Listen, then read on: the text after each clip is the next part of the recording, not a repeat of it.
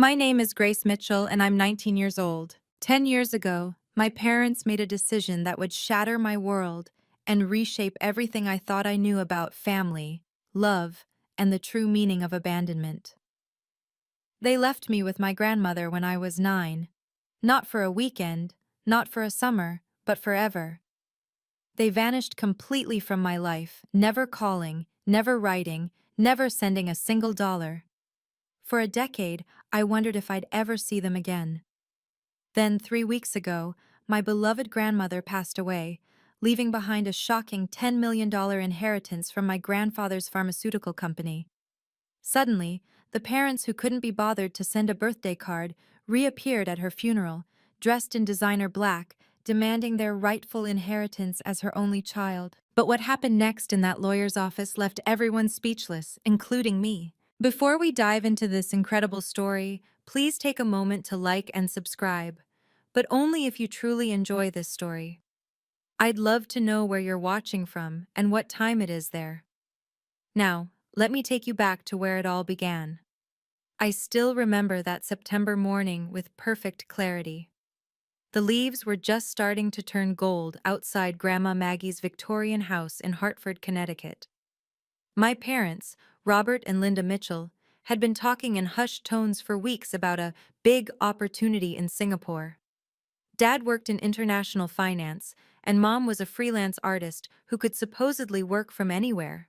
"It's just temporary, sweetie," Mom said, not quite meeting my eyes as she smoothed down my hair one last time. "Daddy got an amazing job offer that will set us up for life. We need to get settled first, find the right school for you, the right neighborhood. You understand, don't you?" I didn't understand. Not at all. Dad was already loading their rental car, checking his watch every few minutes. "We'll video call every week," he promised, ruffling my hair like I was 5 instead of 9. "You'll have so much fun with Grandma, you won't even notice we're gone." Grandma Maggie stood behind me, her hands gentle but firm on my shoulders. I could feel them trembling slightly, though her voice stayed steady. "Of course Grace will be fine here, won't you, dear?" I nodded, unable to speak past the lump in my throat. "We'll be back before you know it," Mom said, already backing toward the car. "Maybe by Christmas, Easter at the latest." They drove away without looking back, not once. Grandma held me as I sobbed on the porch, whispering into my hair, "It's okay, my darling. I'm here. I'll always be here." Little did I know, she was already documenting everything: the date, the time, their promises, and most importantly, what they didn't take with them: me. Christmas came and went. No call, no card, nothing. Easter passed the same way. Then my 10th birthday. Then another Christmas.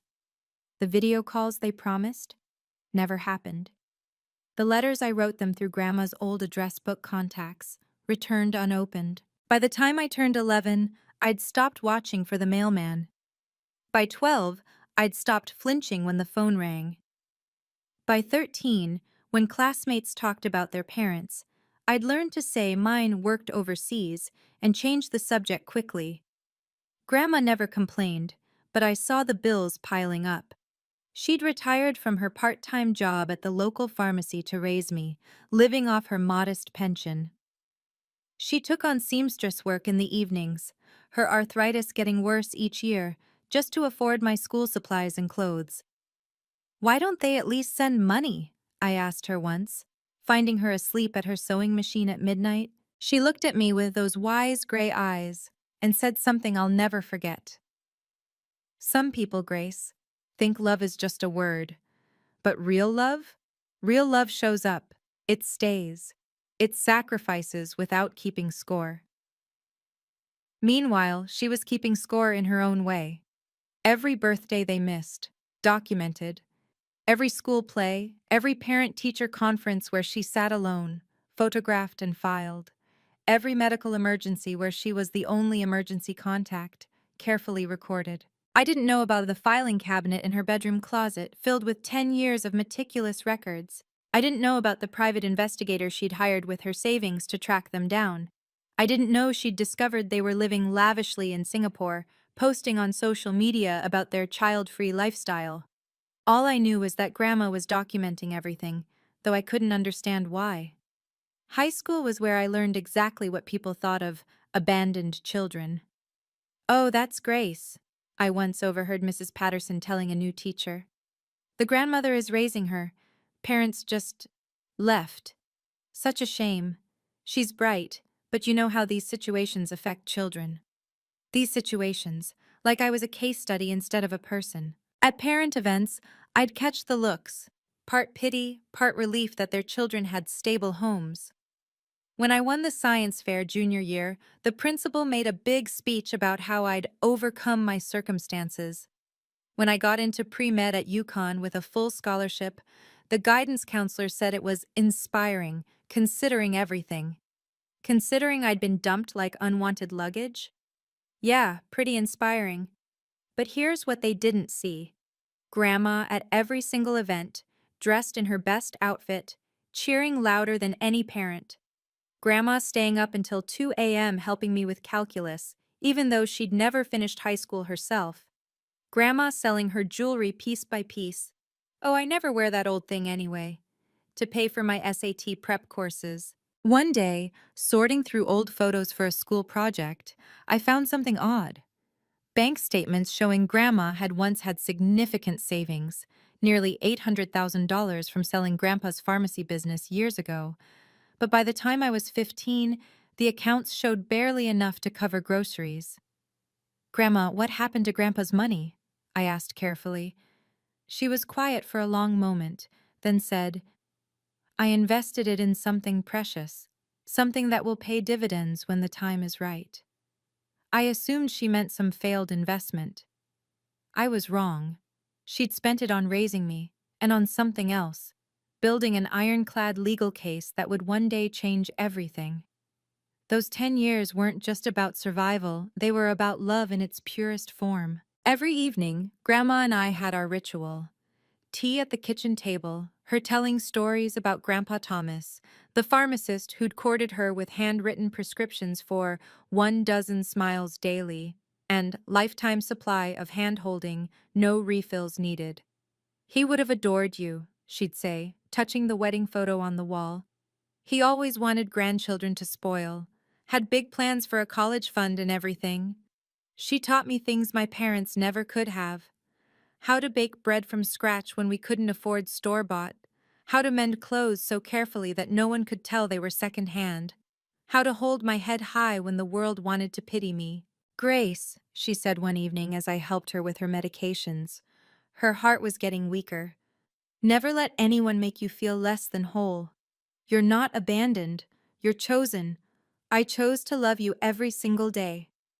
When I got accepted to medical school, she cried for an hour. "A doctor in the family! Your grandfather would be so proud." Then quieter. "Your parents don't deserve to know how magnificent you've become." That last year, as her health declined, our roles reversed.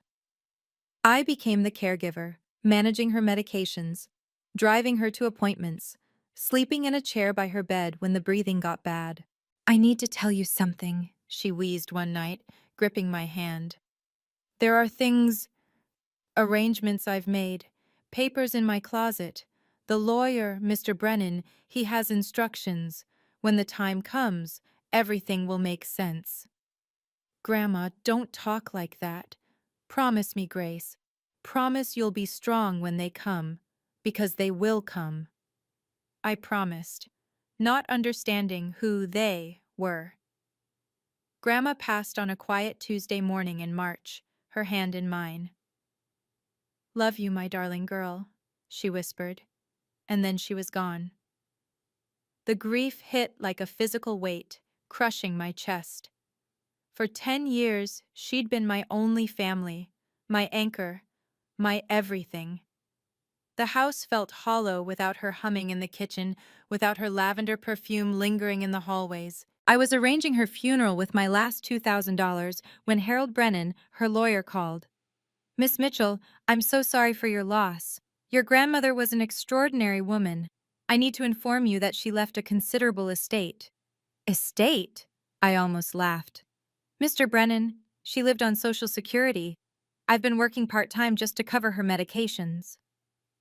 Miss Mitchell, your grandmother owned her house outright, had several investment accounts, and most significantly, inherited your grandfather's stake in Pharmacare Industries, which was recently acquired. The total value of the estate is approximately $10 million. I had to sit down. That's That's impossible. She lived frugally by choice, not necessity. She had very specific instructions about her will. The reading will be after the funeral. She insisted on that timing. The funeral was small, or so I thought it would be. Grandma's church friends, Eleanor Patterson from the Hartford Children's Foundation, where Grandma volunteered, some neighbors. I was greeting Eleanor when I saw them. Two figures in designer black, standing by a rental Mercedes. My mother's blonde hair was perfectly styled. My father looked older but distinguished, his suit worth more than Grandma's monthly pension. They walked toward me with confident smiles, as if the last 10 years had been 10 days.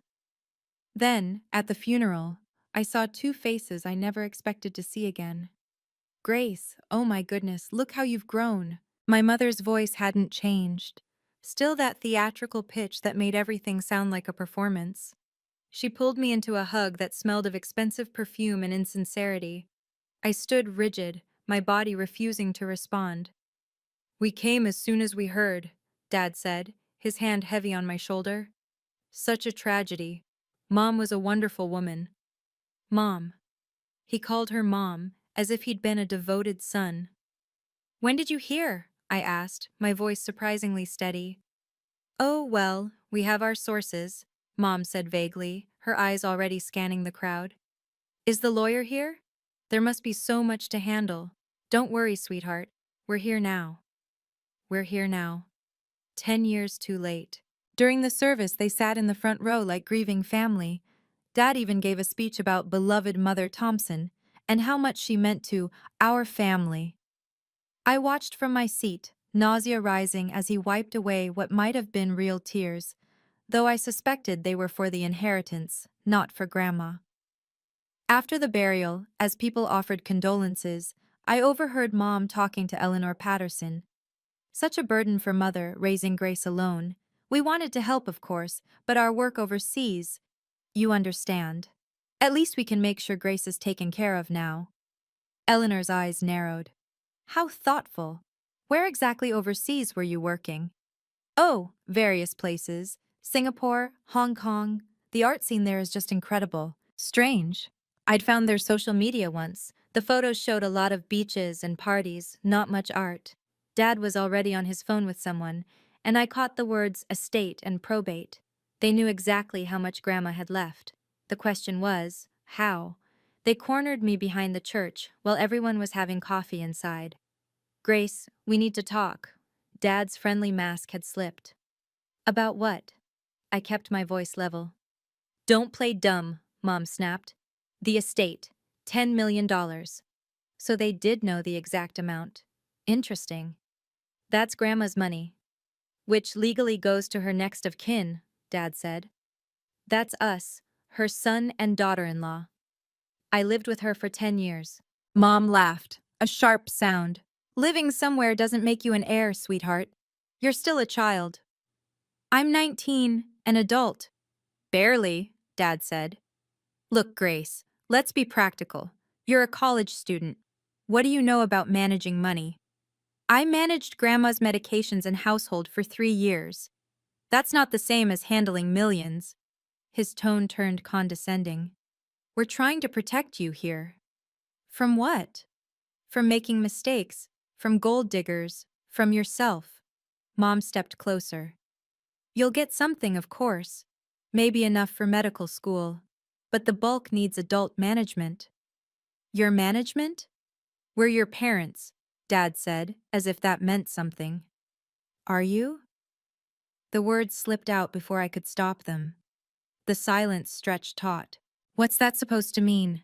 Mom's voice went dangerously quiet. Nothing. I need to get back inside. Dad grabbed my arm. Not hard, but firm.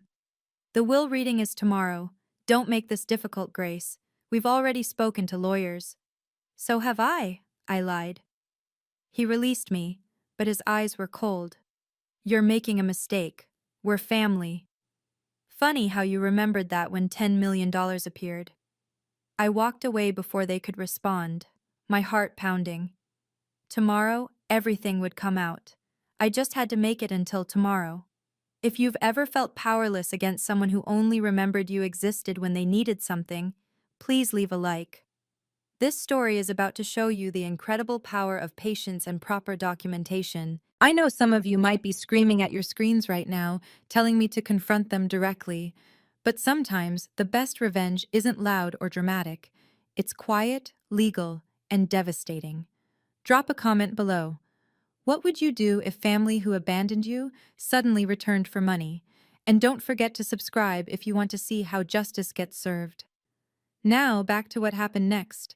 The family vultures descended within hours. Grace, dear, you need to think about this rationally. Aunt Patricia, Dad's sister who I'd met exactly twice, suddenly cared deeply about my well-being.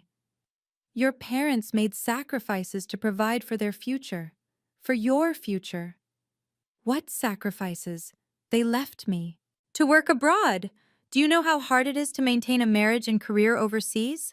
She clutched her pearls. They did what they thought was best. Uncle Marcus chimed in. Blood is blood, Grace. You don't turn your back on blood. Funny. They'd had no problem turning their backs on me. The chorus grew louder at the reception. Cousins I'd never heard from. Great aunts who always wondered what happened to little Grace. All singing the same song. Forgive and forget. Family first. Don't be selfish. She's being manipulated, I heard Mom tell them. Someone's poisoned her against us. Probably wants the money for themselves. Only Eleanor Patterson stood apart, watching quietly. When she approached me, her voice was gentle but firm. Your grandmother talked about you constantly, said you were the best investment she ever made. Investment? Her words. She also said you were stronger than you knew. Eleanor pressed a business card into my hand. If you need anything, anything at all, call me. As she walked away, she paused. Your grandmother was a meticulous woman. She believed in documentation. Remember that tomorrow. That night, alone in Grandma's house, I found myself in her room. The filing cabinet in her closet seemed to pulse with significance, but I didn't open it. Whatever was in there, Grandma had her reasons for keeping it sealed. Tomorrow, at the will reading, all would be revealed.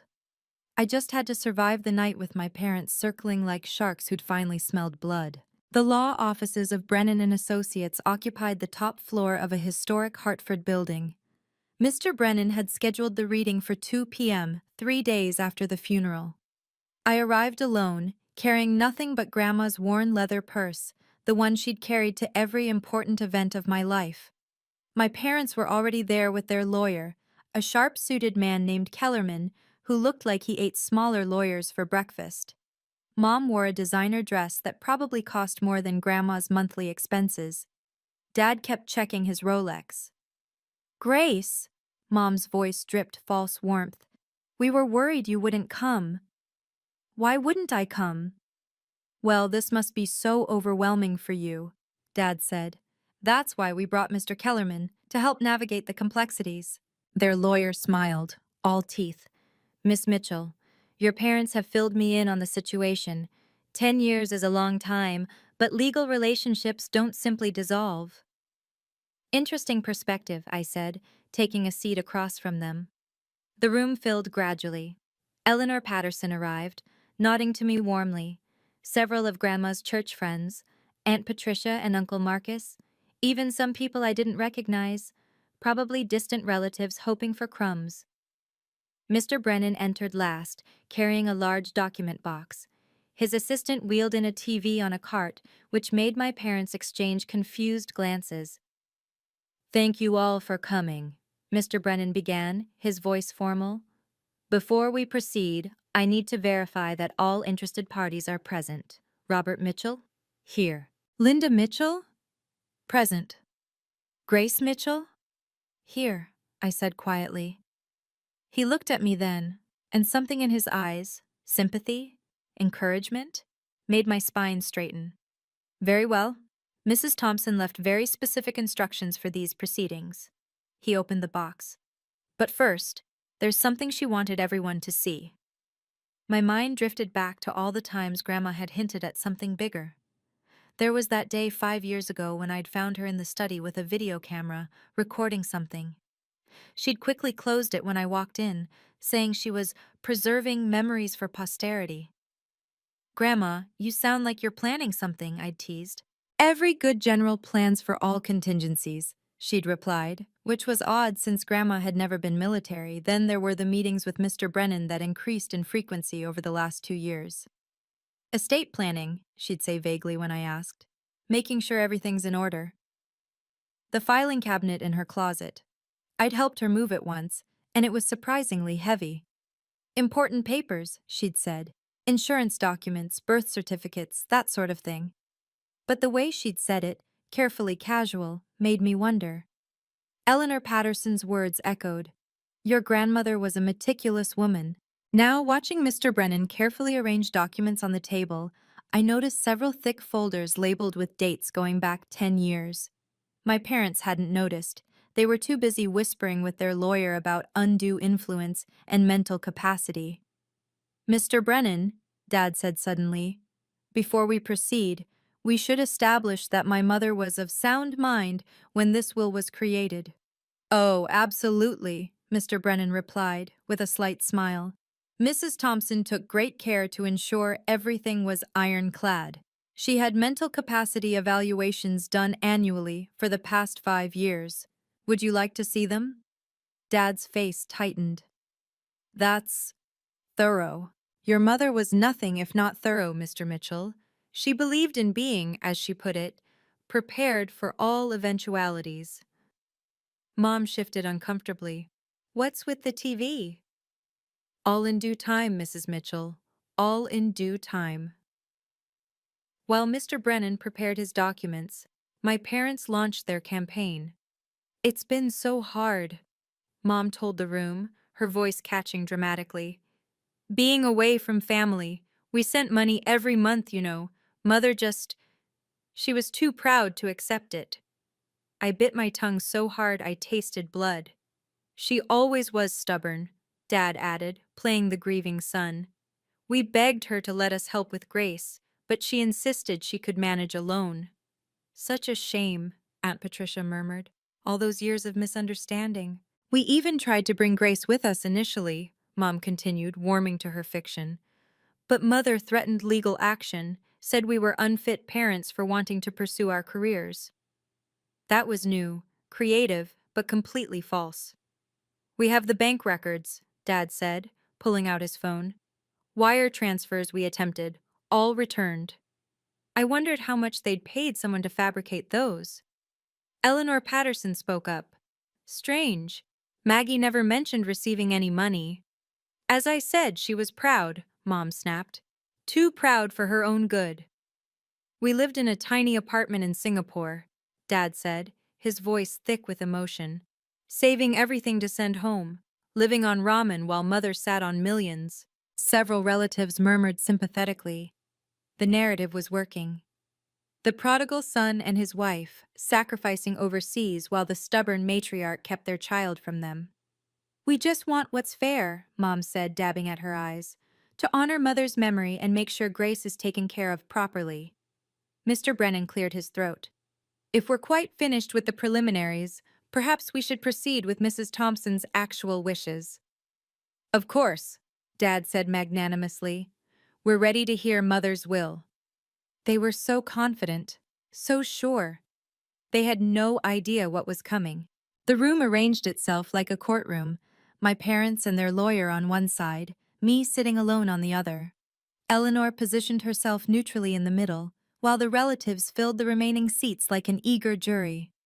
Mr. Brennan's assistant finished setting up the TV, connecting a laptop with practiced efficiency. The document box sat open, revealing colored tabs and multiple sealed envelopes. This will reading is being recorded for legal purposes, Mr. Brennan announced, pointing to a small camera in the corner. Mrs. Thompson insisted on complete transparency. Recording? Mom's voice pitched higher. Is that necessary? Mrs. Thompson's instructions were very specific, Mrs. Mitchell. Everything must be documented. Their lawyer, Kellerman, leaned forward. My clients have no objection to recording. They have nothing to hide. The irony of that statement hung in the air. Mr. Brennan pulled out a sealed envelope marked Last Will and Testament in Grandma's careful handwriting. But he set it aside, reaching instead for a folder labeled Supporting Documentation. Before we read the will itself, Mrs. Thompson requested that certain context be established. Context? Dad frowned. What kind of context? You'll see momentarily. First, I must verify. Mr. and Mrs. Mitchell, you maintain that you are the legal parents of Grace Mitchell?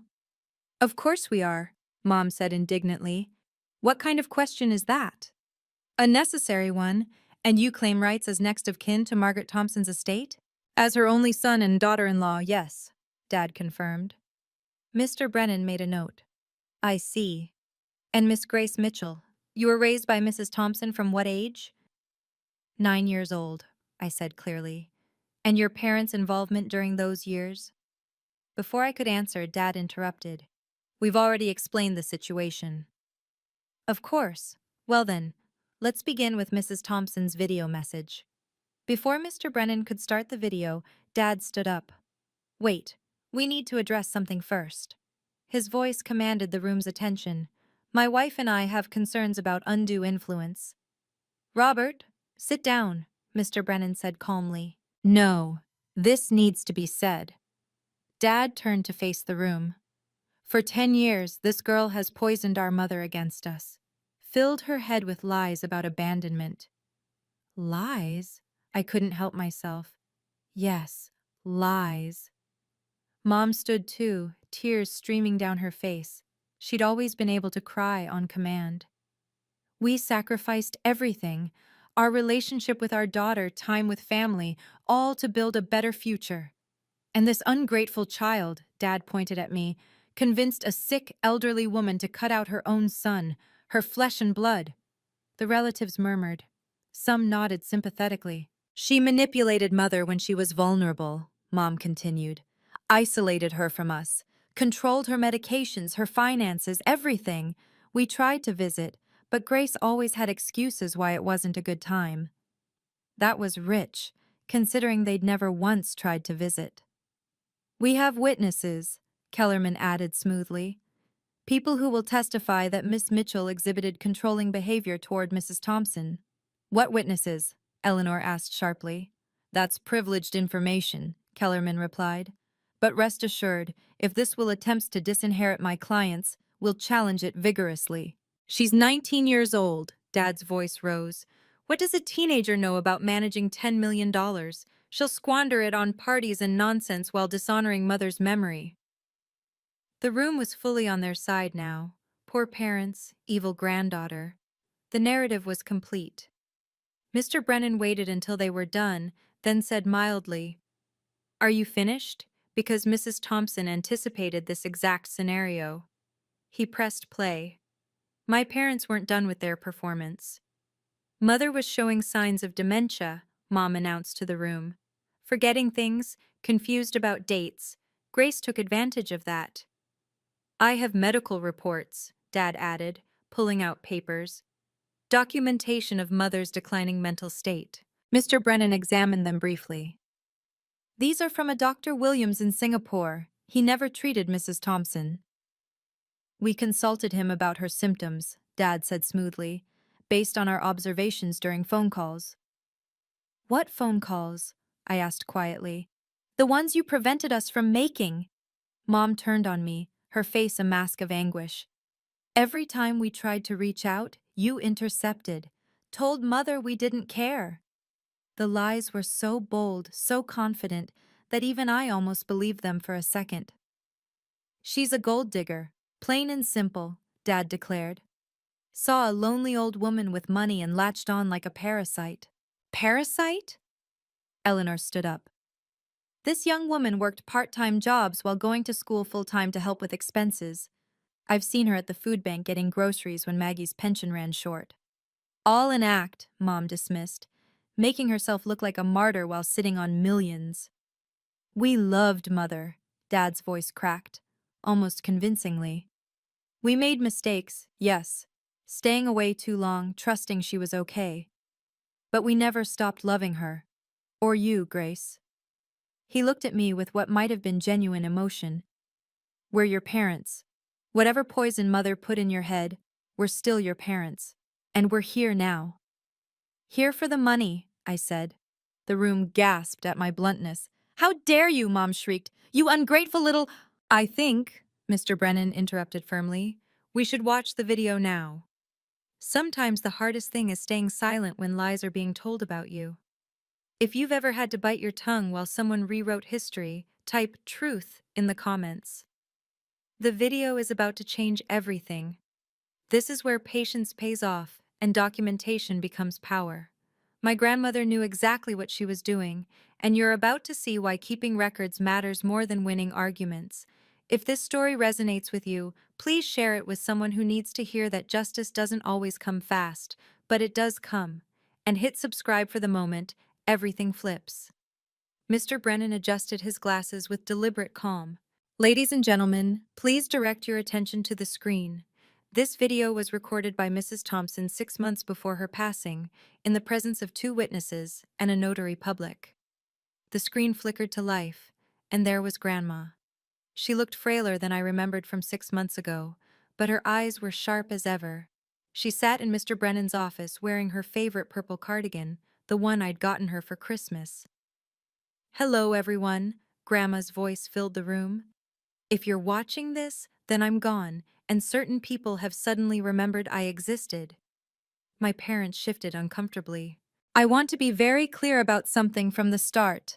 I am of completely sound mind. Behind me are Dr. Sarah Henderson, my physician of 15 years, and Dr. Michael Chang, a psychiatrist who has evaluated me monthly for the past year. Gentlemen, both doctors leaned into frame, confirming her mental capacity on the recording date. Now then, Grandma continued, let me tell you a story about abandonment, love, and why blood doesn't always mean family. Dad stood up. This is ridiculous. She's obviously been coached. Mr. Mitchell, Mr. Brennan's voice was steel. Sit down, or you'll be removed. These are Mrs. Thompson's final wishes, and they will be heard. You can't. Security is standing by outside. Your choice. Dad sat, his face flushed with anger. Grandma's image waited patiently, as if she'd known there would be an interruption right there. Robert, if you're watching this, you just tried to interrupt, didn't you? Some things never change. A sad smile crossed her face. Now, let me tell you about September 15th, 2014, the day my son abandoned his daughter on my doorstep. Grandma's face on the screen was calm but determined. On September 15th, 2014, Robert and Linda Mitchell brought their 9-year-old daughter to my home. They said it was temporary, just a few months while they established themselves in Singapore. The room was silent except for the hum of the air conditioning. What they didn't tell me was that 3 days earlier they had signed legal documents surrendering their parental rights to Grace. I have those documents here. She held up a folder, and the camera zoomed in on the label. Voluntary Termination of Parental Rights, September 12th, 2014. My mother gasped. That's not— we never— Quiet, someone hissed. Grandma continued. They needed both parents' consent to place Grace for adoption through the state. Instead of going through with the adoption, they left her with me and disappeared. They assumed I'd never find out about the paperwork. But I did find out. Mr. Brennan helped me track down the records. Robert, Linda, you legally abandoned your daughter. You're not her parents anymore, haven't been for 10 years. The room erupted. My parents were both shouting, their lawyer frantically flipping through his papers. The relatives were talking over each other in shock. That's impossible, Dad roared. We never signed anything like that. On screen, Grandma seemed to anticipate this too. I'm sure you'll claim the documents are forged. That's why I also have this. The video cut to security footage from a law office. There were my parents, clear as day, signing documents while a lawyer explained, "You understand this permanently terminates your parental rights? You will have no legal claim to this child?" "We understand," past Dad said impatiently. "Where do we sign?" The room went completely silent. Mr. Brennan pulled out a thick folder from his document box. "I have here the original documents, properly notarized and filed with the Connecticut Department of Children and Families." He laid them on the table. The header was unmistakable. Voluntary termination of parental rights. "Let me see that!" Kellerman snatched the papers, scanning rapidly. His face went pale. "Robert, Linda, these are real." "They can't be!" Mom shrieked. "We were told it was temporary guardianship." "You were told exactly what it was," Mr. Brennan said calmly. "I have the transcript from the hearing. You both confirmed under oath that you understood you were permanently severing parental rights." He produced another document. Page 3, line 14. Judge Martinez asks, "Mr. Mitchell, do you understand that this action is permanent and irrevocable?" Your response? "Yes, Your Honor, we understand." Dad's lawyer was frantically reading, looking for a loophole. This is ironclad. They have no parental rights. Haven't for a decade." "But we're still her blood," Dad protested. "We're still Mother's next of kin." "Actually," Mr. Brennan said, "that brings us to an interesting point. Mrs. Thompson legally adopted Grace in 2016. Another document appeared. "Grace Thompson Mitchell became Mrs. Thompson's legal daughter 2 years after you abandoned her, which makes her, not you, the next of kin." The video of Grandma resumed. "I didn't tell Grace about the adoption. I wanted her to choose to keep the Mitchell name if she wished. But legally, she became my daughter the moment you decided she wasn't yours." Mom collapsed into her chair. "This isn't happening." "Oh," Grandma's voice continued from the screen. "I'm not done yet. Let's talk about those 10 years of sending money you'll probably claim." Grandma's video continued relentlessly. "In 10 years, I received exactly $0 from Robert and Linda Mitchell. Not a penny. But I'm sure they'll claim otherwise, so I kept every bank statement." The screen showed a montage of bank statements, month after month, year after year. No deposits from R. Mitchell or L. Mitchell. "I also hired a private investigator," Grandma said. "Would you like to know what your parents were doing while claiming poverty, Grace?" Photos appeared. My parents at a beach resort in Bali, at a casino in Macau, shopping in Tokyo, living in a luxury apartment in Singapore that probably cost $10,000 a month.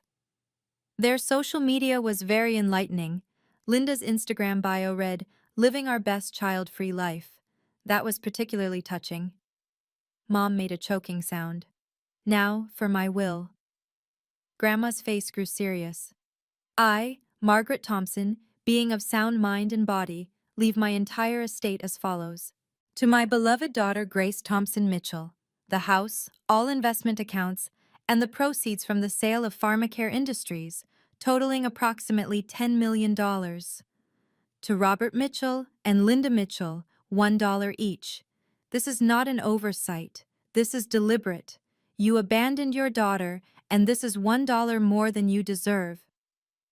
To the Hartford Children's Foundation, directed by Eleanor Patterson, $2 million from my estate, to be administered by Grace when she reaches 21. To various charities listed in Appendix A, $500,000. Mr. Brennan looked up. The will is clear and uncontestable.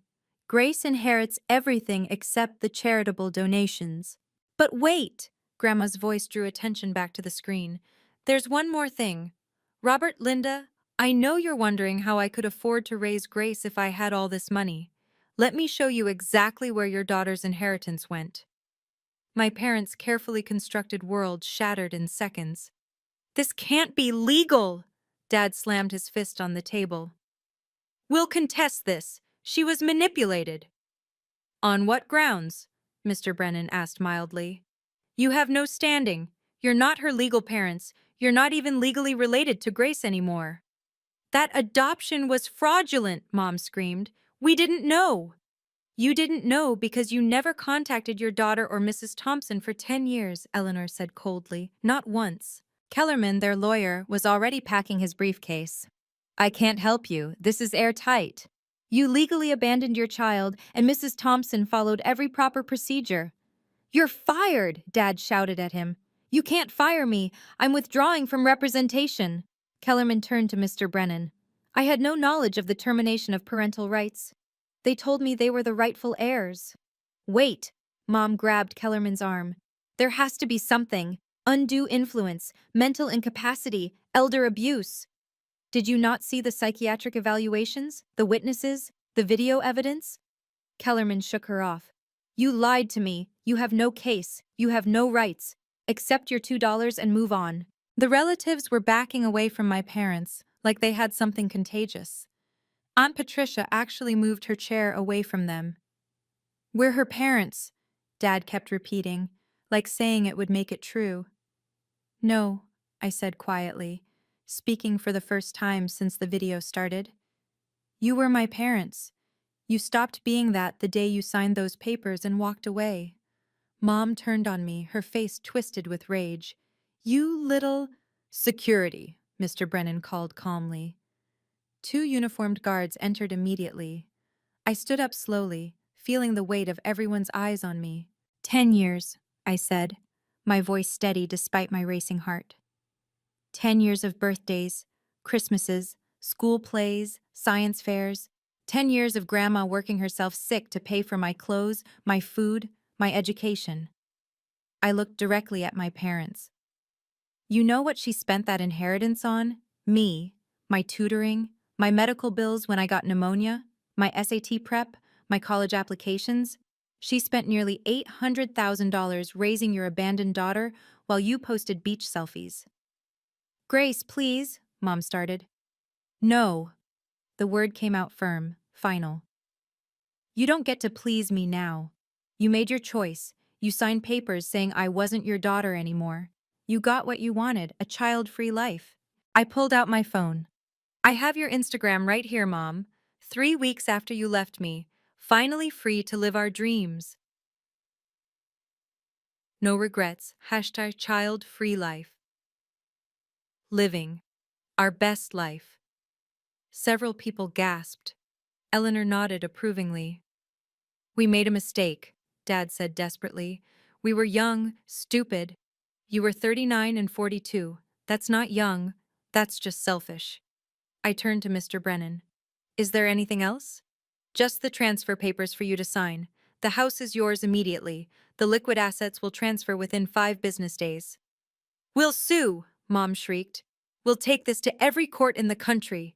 With what money? I asked quietly. I did my research. You're both broke. Dad, you were fired from your Singapore job 6 months ago for embezzlement. Mom, you haven't sold a painting in 3 years. You came here because you're desperate. Their faces went white. They hadn't known I knew. Leave. Now. Don't contact me again. The security guards moved toward my parents, but Mr. Brennan raised a hand. Wait, there's one more document. He pulled out 2 envelopes. Mrs. Thompson insisted these be given to you personally. He handed one to each of my parents. Dad ripped his open immediately. Inside was a single dollar bill and a note. His face went purple as he read it. What does it say? Aunt Patricia asked, curiosity overcoming discretion. Dad crumpled the note, but Mr. Brennan spoke up. I have copies. Mrs. Thompson wanted these read aloud if necessary. He cleared his throat. To Robert, this dollar is your inheritance. It's $1 more than the support you provided your daughter. I hope it was worth it. Mom's note was similar. To Linda, this dollar represents the value you placed on your child. May you never forget the price of your freedom. Additionally, Mr. Brennan continued, Mrs. Thompson filed a civil suit 2 years ago for child support. You were served through publication in Singapore newspapers, which constitutes legal service. You never responded, so a default judgment was entered. You owe Grace $180,000 in back child support. What? Dad staggered. Dad. With interest and penalties, it's now $243,000. This judgment can be collected through wage garnishment, asset seizure, or liens on any property you might acquire. Eleanor stood up. I should also mention that the Hartford Children's Foundation will be investigating whether fraud charges are appropriate for the fictitious donation claims you've been making for tax purposes. What donation claims? Mom whispered. The ones where you claim to support your dependent child for 10 years of tax deductions while she was living with Mrs. Thompson. The security guard stepped forward. This time, my parents didn't resist. The aftermath was swift and merciless. Within 48 hours, the story had spread through Hartford's social circles like wildfire. "Did you hear about the Mitchells?" became the opening line at every coffee shop and country club. Dad's former employer in Singapore, already suspicious about the embezzlement, launched a full investigation. Turns out, claiming to have a dependent child had been part of his benefits fraud. The criminal charges came 2 weeks later. Mom's art career, what was left of it, evaporated overnight. The gallery that had been considering her work sent a terse email. "We cannot be associated with someone who would abandon their child." Her Instagram, with its 50,000 followers, lost 45,000 in 3 days after someone posted the courthouse video in the comments. The relatives who'd initially supported them distanced themselves immediately. Aunt Patricia sent me a Facebook message. "I had no idea, Grace. Your grandmother was a saint. I'm so sorry." I didn't respond. Uncle Marcus was more direct. "They're not welcome at family gatherings anymore. What they did was unforgivable." But the real blow came when their landlord in Singapore contacted them. Turns out, they'd been living on borrowed time, 3 months behind on rent. Without the inheritance they'd counted on, they had 30 days to vacate. They tried selling their story to tabloids, claiming I'd manipulated Grandma. But Mr. Brennan sent cease and desist letters, and when journalists saw the termination papers and the video, no one would touch it. Last I heard, they were living in a studio apartment in New Jersey, both working minimum wage jobs.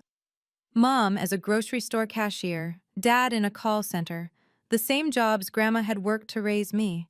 Karma, as it turns out, keeps excellent records. I graduated from medical school last month, 3rd in my class. The money Grandma left me paid for everything: tuition, books, the apartment near campus. But more importantly, it let me focus on what mattered: becoming the doctor she always believed I could be. I chose pediatrics, specializing in children from difficult family situations. Every day, I see kids who remind me of 9-year-old me, confused, abandoned, wondering what they did wrong. I tell them what Grandma told me: "You're not broken, you're not unwanted, you're just with the wrong people right now." The Margaret Thompson Foundation, which I established with part of the inheritance, has provided full scholarships to 53 abandoned or foster children so far. Each one gets not just money, but mentorship, counseling, and what Grandma called aggressive believing in their potential. Eleanor Patterson helps run it. She told me once, "Your grandmother would burst with pride seeing this." I kept Grandma's house exactly as it was, except for one room. Her sewing room is now my study, where I keep all her documents, the evidence of love she collected for 10 years. Sometimes I read through them. Every receipt for my school supplies, every photo from events my parents missed, every report card she proudly saved. The filing cabinet that once held termination papers and bank statements now holds acceptance letters from the kids our foundation has helped. 53 so far, each one a victory over abandonment. Dr. Henderson, Grandma's physician, sent me a letter recently. "Your grandmother once told me Grace would heal more than just bodies. She'd heal families. She was right, wasn't she? She was right about everything." I still live in her house, still drink tea from her favorite cups, still hear her voice when I'm facing something difficult. "Grace, darling, dignity isn't about what others think. It's about knowing your worth." I know it now. Family, I've learned, isn't about DNA or legal documents. It's about who shows up. Grandma showed up every single day for 10 years. She showed up to school plays, where she was the oldest person in the audience. She showed up to parent-teacher conferences, with her arthritis making every step painful. She showed up at 2 a.m. when nightmares about abandonment woke me screaming. My parents? They showed up when $10 million was on the table. The foundation has taught me something else. Chosen family is everywhere. Eleanor, who started as Grandma's friend, is now mine. She's the one I called when I got into medical school, when I passed my boards, when I needed someone to remind me I was enough. Mr. Brennan still sends birthday cards every year with the same message. Your grandmother's greatest investment continues to pay dividends. The families we help through the foundation have become a network of support. Last Thanksgiving, 17 scholarship recipients came to Grandma's house for dinner. We cooked her recipes, told stories about overcoming abandonment, and nobody asked, "Where are your real parents?" We knew. Real parents don't need biology. They need to be present. I've forgiven Robert and Linda Mitchell, not for them, but for me. Forgiveness doesn't mean forgetting or allowing them back into my life. It means I don't carry the weight of their choices anymore. They have to live with what they did. I get to live with what Grandma did. Loved me unconditionally, fought for me legally, and made sure I'd never need them again. Sometimes people ask if I regret not having parents. I tell them I had the best parent imaginable.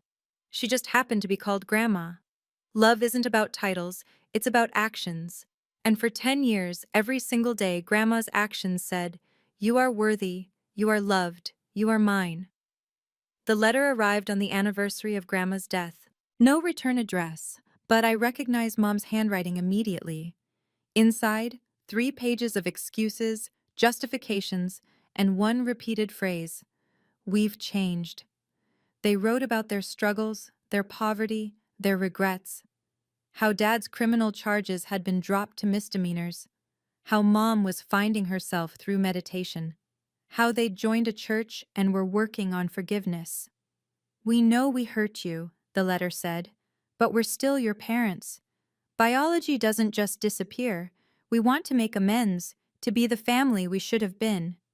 They included a photo, them looking older, grayer, standing in front of a tiny apartment with forced smiles. On the back, "We're ready to be parents now." Eleanor was with me when I read it. "What are you going to do?" she asked. I walked to Grandma's desk, pulled out her good stationery, and wrote a single paragraph. "Thank you for your letter. I wish you well in your journey of self-improvement. However, you terminated your parental rights on September 12, 2014. This was a legal and permanent decision. I am honoring that decision and the boundaries it created. Please do not contact me again. Any further communication will be forwarded to my attorney."